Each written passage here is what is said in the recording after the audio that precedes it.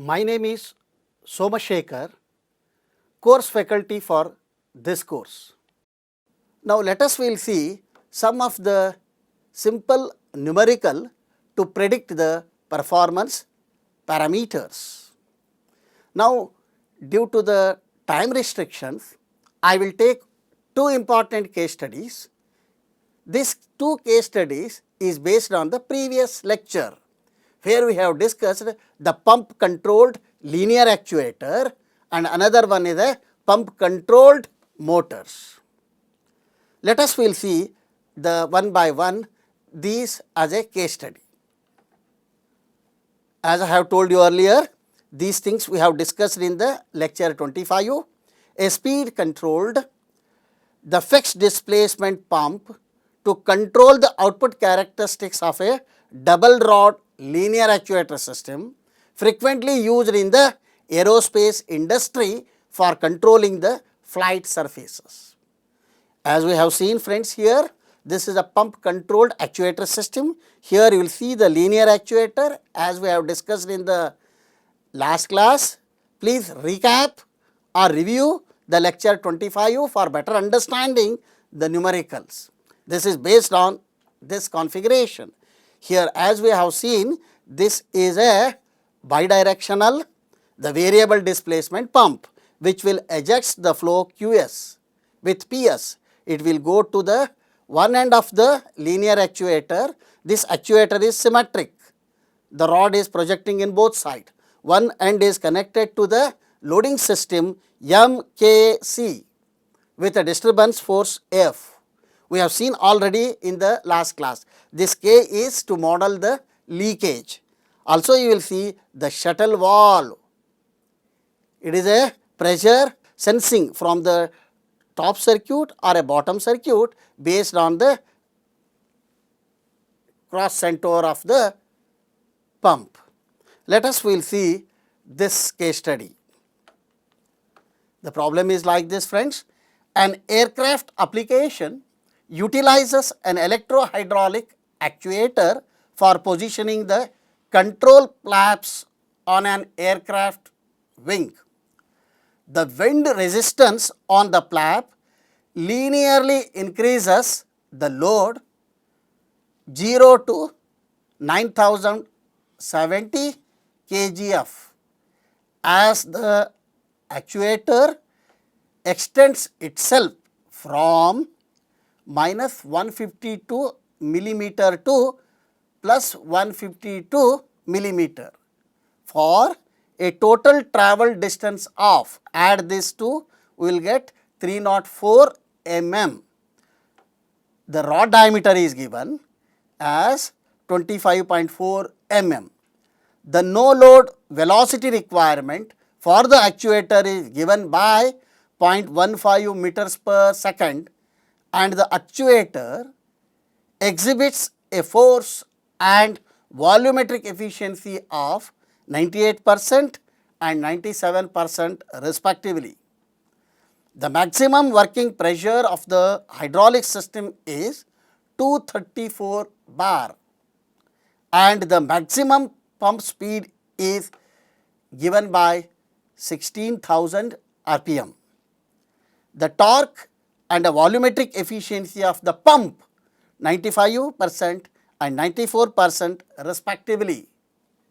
Determine the pressurized area of the actuator, necessary pump displacement and a peak power requirement for this application. Now as we have seen this detailed analysis in the lecture 15 to determine or sizing the actuator, pump and the input power requirement. Same thing we have to carry out here friends. First let us will list the important given parameters. The wind resistance on the flap is given. This is from 0 to 9070 kgf. Actuator extends minus 152 mm to 152 other side because it is a double rod side as you have seen in the previous slide. From the center it will move plus 152 and another side minus 152. but total travel is how much it is? 304 mm. Then a rod diameter is given 25.4 mm, approximately it is the 1 inch. The force and volumetric efficiency of the actuator is given. Already we know that they are 98%, 97%, I am written here. Maximum working pressure P equal to 234 bar and maximum pump speed is 16,000 revolutions per minute. The torque and volumetric efficiency of the pump, they are given as 95% and 94%. Here new PT and new PV, the convention is for the pump, new AF and a new AV for the actuator. What is our duty? Our duty is to find out the actuator design, in which we have to find out the pressurized area of the actuator. And then in the pump design, we have to find out the necessary pump displacement to meet these requirements. Also, the peak power requirement for this application. Let us will begin this. Actuator. The design of this system begins with the actuator. So, the pressurized area of the actuator is given by A equal to Fw by nu AF into PS. Substitute the values, but take care here, kgf is given, I am converting into Newton by multiplying 9.81. This is given, the PS is given in the bar, I am converted into Newton per meter square. I will get area is 0.00386 meter square. Please take care friends, units are very, very important. Now calculate the diameter of the piston using area equal to pi by 4 dp square minus dr square. Dr is given in the problem. Substitute the values, then I will get dp equal to 0.07458 meter, converting into mm 74.58 millimeter. Again, the stroke of this actuator is given by plus or minus 152. Now we will see the, after knowing the actuator, let us will see the pump. Note that the actuator has been designed to handle the maximum load requirements of the system. The volumetric displacement of the pump must be specified to ensure that the actuator responds fast enough to satisfy the no load velocity requirement of the system. The following equation may be used to calculate the necessary pump displacement as Vp equal to, already we know that A V naught by omega. Substitute the values, A already we are calculated in the previous one, substitute here, the velocity is given and then the angular velocity also given. Substitute here, I will get 2.212 into 10 to the power of minus 6 m³ per revolutions, which is fairly a small pump made possible only by rotating speed of 16,000 RPM. At the working pressure of 234 bar, this pump is likely to be the piston type of pump. While selecting, you have to use the higher pressure it is, higher pressure is always possible with the piston pump. Then input requirement what it is? Now the peak power requirement for this application may be determined using the following equation. Pi equal to Vp omega Ps by, this is a total pump efficiency, nu P it is. Now substitute all the values, nu P equal to nu O minus the mechanical efficiency and volumetric efficiency, multiply. Substitute all the values, I will get 927495.15 Newton meter per minute. Convert this one into the horsepower, I may get approximately 21 HP. Now, one more case study, as we have seen, the pump controlled rotary actuator. This is common in the track type vehicles. This is the track type vehicle. See kindly please observe the vehicle here.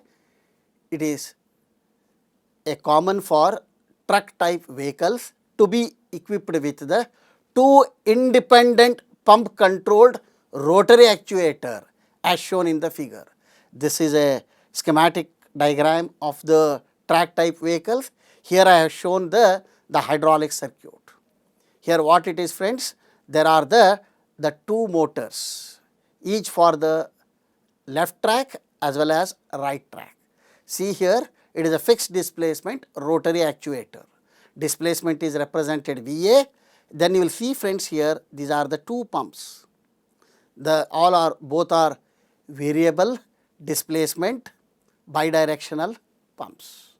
These two are drive through the engine, which may be the gasoline engine or a IC engine or a motor, electric motor. Now let us will see this. Also you will see I have represented MFD. What is this? I will tell you. Together these two independent hydraulic systems are known as a dual path hydrostatic transmissions. The figure shows this arrangement for a typical track type tractor. Steering for this vehicle is achieved by causing one track to rotate at a different angular velocity relative to the other track. For a straight line driving, both tracks rotate at the same velocity. But when you are taking the cornering, when you are turning, one is rotating at the higher speed, another is rotating at the rotor's smaller speed. This is very easily achieved using the hydrostatic transmissions. Now let us will see simple numerical. The track vehicle has a total mass of 24,100 kg. During its most severe operation, the torque that must be delivered to each track is given by 72,000 Newton meter. This torque is generated by the rotary actuator working through a final drive gear ratio of 60:1. This gear ratio is denoted by MFD. The maximum no load angular velocity for the motor is given by 1800 RPM, which is also the angular velocity of the engine that drives each pump through a 1:1 gear ratio. The radius of the track hub is given by 0.381 meter.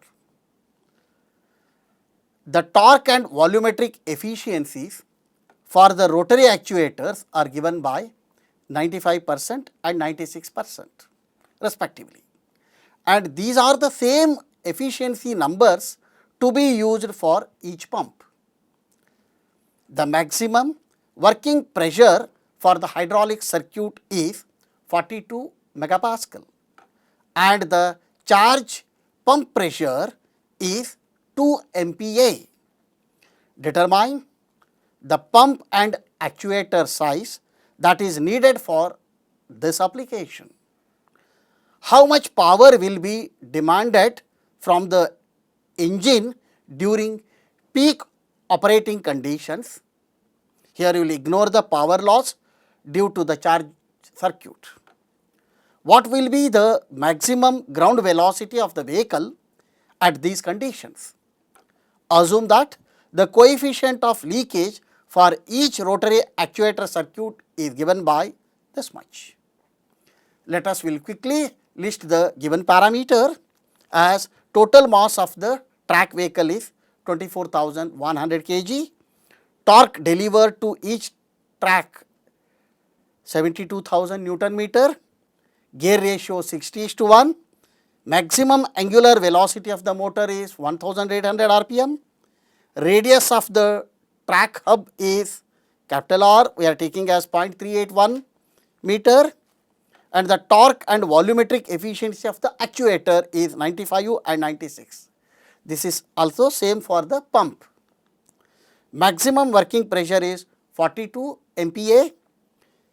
Charge pump pressure is 2 MPa. What we have to find out, friends? Actuator and pump sizing. Also the input power requirement for this application. Let us will begin the solution. Actuator. Begin with sizing the actuator to handle the required torque capacity for each track. The working torque TW is given by TW equal to T by MFD. They are given here 60 and here 72,000 Newton meter. I will get 1200 Newton meter. Now, the volumetric displacement of the rotary actuator is given by VA equal to TW by N nu AT PS minus PC. Substitute all the values, friends. After substituting all the values here, I may get VA equal to the 200 centimeter cube per revolution. We move on to the pump. How to size the pump here? Since the no load velocity requirement of the actuator is equivalent to the angular velocity of the pump and engine. Hence, the maximum volumetric displacement of the pump is given by the same displacement as that of the actuator. So, in other words, the Vp equal to Va, that is equal to what we are getting here 200 centimeter cube per revolutions. The input power, the power required to operate the two rotary actuation system without considering the charge circuit requirement may be determined using the equation pi equal to 2 into Vp omega p Ps minus Pc by total efficiency of the pump. Substitute all the values, I will get the input power is 526.3 kilowatt, which is a little more than the 700 HP. The maximum, the ground velocity under full loaded condition may be determined by evaluating the angular velocity of the actuator when the fluid pressure in the circuit is at 42 MPa, and it is calculated using omega A. Substitute all the values here, correct? This formula we know already. We already derived this in the last class. Substitute all the values here, friends. Take care for the units. Then I will get the angular velocity of the actuator is 1054 revolutions per minute. In this result, the swash plate angle of the piston pump has been set equal to its maximum value to achieve a maximum velocity output of the actuator. So, the ground velocity under these conditions will be V equal to what? Omega A, what I am calculating, divided by MFD into R. R is a radius of the track hub. Substitute all the values here, I may get the ground velocity equal to 2.52 kilometer per hour. Now, we will move on to the concluding remarks of this lecture. So, in the today's lecture, we have discussed in detail the followings: highlights of the hydrostatic transmissions and constructional details of closed loop hydrostatic systems. Here we will discuss the two important things. One is a fixed displacement motors. Here we discussed the non-reversible motors and reversible motor operations. Different pump control method to vary the flow rate. Then constructional details of closed loop HST systems. Here you will see here the variable displacement motors. Crawler drives, trailer mounted transit concrete mixer. Then we evaluate the performance characteristics of the HST. Discuss the two simple numericals. Please recap again and again this to understand the role of HST. Okay friends, we'll stop now and see you all in the next class. Until then, bye bye. Thank you one and all for your kind attention. Sarve Jana Sukhino Bhavantu.